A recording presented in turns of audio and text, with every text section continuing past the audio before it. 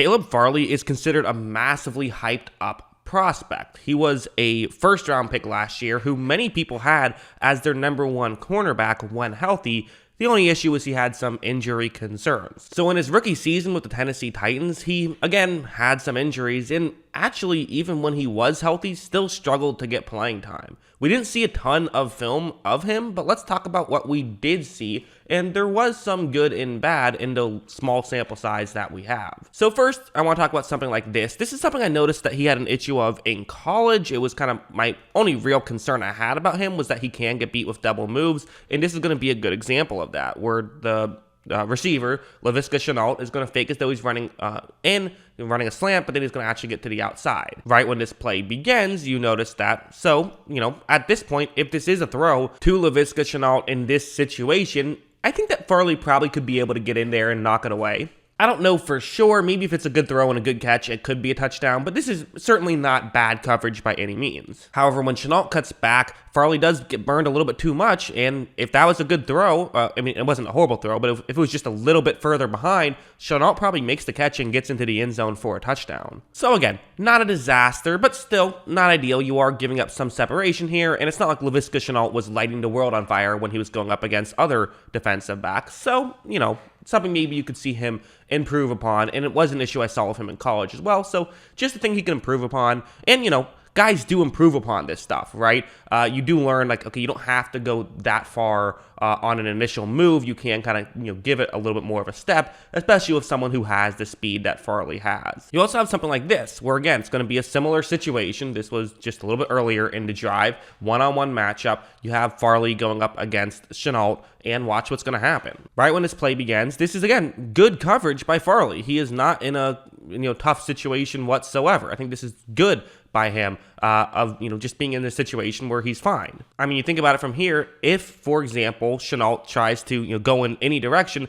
he should be all right. So you're feeling good about yourself. But when Shenault cuts in eventually, he kind of pushed off Farley, and Farley ended up grabbing on, which got the flag thrown on him. So you want to be better at that a little bit. Listen, when someone pushes off, usually the refs will kind of allow you to hold on, essentially, in a way that where, the push happens, you kind of are holding on in a way that you're not causing yourself to get pushed, but the ref felt like he held on for just a bit too long there, which is probably a bit fair. So again, these little rookie mistakes are things he can improve upon. Going over here, I did think we saw some good plays from him. Again, not a lot. We didn't see a lot of plays from him in general, so it's hard to talk about it too much, and we're also talking about a defensive back, where if you get 100 snaps in a season, 50 of those are going to be running plays, so it's very difficult to you just get smaller sample sizes. But what's going to happen here is it's cover 3 zone, and you see the area that Farley is supposed to be covering here, as there is a receiver who's going to eventually run kind of a more underneath route underneath his coverage.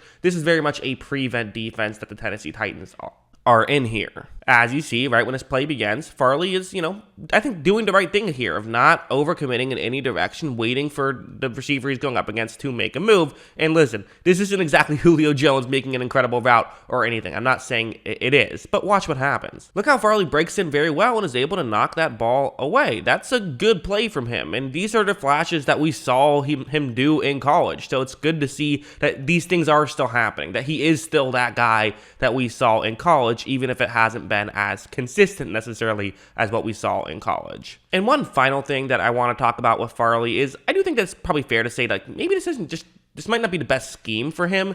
One thing that's known about Farley is he's just incredibly fast. Speed is a big part of his game, but the Titans like to keep everything in front of them. That's their scheme that they had last year, and it made sense. It was an effective scheme. But it might not be the perfect scheme for Farley, who he's supposed to cover the deep area to the offense's left. You have Stephon Diggs, one of the best receivers in football, who Farley is going up against. So Farley not being able to win this matchup is no hindrance to him. But it's how he's going to lose it here. Look at how right when this play begins, Farley is kind of doing the right thing here. He's staying deep, which is what he should be doing. But the second you see Diggs cut, he's going to be able to be open. Allen makes the catch, and they do pick up a first down there. So that's kind of something that with Farley, I think that it's just kind of one of those situations where he's going to have to learn how to do this stuff a little bit better, because he is kind of a guy who probably is better off where he doesn't give that much space at the line because he is so fast. He doesn't have to get worried. He doesn't have to worry as much about getting burned deep. But the question is, for the Titans, like, they might like their scheme. They probably don't want to fit Farley into it, which is where things get interesting. I do find the situation with Farley very fascinating. Let's just say, for example, like, you would rather, for his success, play more of like a cover one man situation, which, in fairness, like, again, I think Farley can play zone coverage. I think Farley can play in a quarters coverage. I don't think that he has to be, cover three guy or, cover one guy. I don't think that's what he has to do. But let's just, for example, let's say that that's really what you want him to be. That creates an interesting situation, right? I mean, what do you do? Do you try to, fit a scheme around this player who has star potential, or do you sit here and say, listen, we got to do what's best for the team right now? It's an interesting scenario, and for the Titans, I think what they probably should do is just, build a team for what the best scenario is for them right now. Try to be good now, and if he can figure out that scheme, cool. If not, well, then maybe you trade him to a team that, he would fit the scheme better. Because it's interesting, because everyone likes to say, well, a good defensive coordinator can fit the scheme around its players. But I always find that weird, because, like, well, what if you have one of your starting corners is, excels in man, and the other starting corner excels in zone? Well, then what do you do there? Like, you can't play half zone, half man. Okay, you can, actually. Teams do that from time to time. But, you're not going to do it too consistently, and it's very complex. So, really, you're in a tough situation. And, again, if you were to do that exact thing, teams would start to catch on. So that's where things get tricky. But for Farley himself, I think just giving him more playing time, and just him being on the field more, that's number one.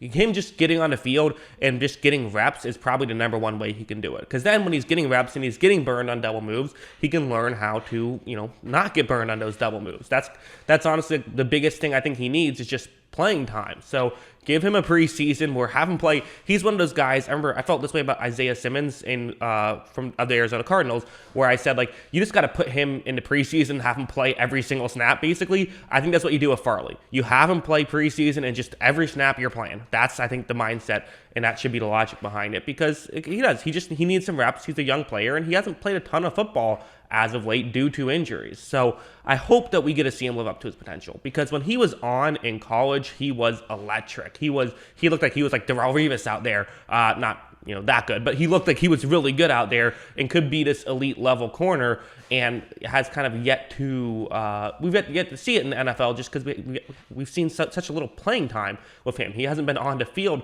hardly at all, so that's just kind of been the disappointment, but hopefully we start to see more of him. That's what I think. What do you guys think? Let me know in the comments below. Always love hearing from you. And of course, as always, thanks for watching.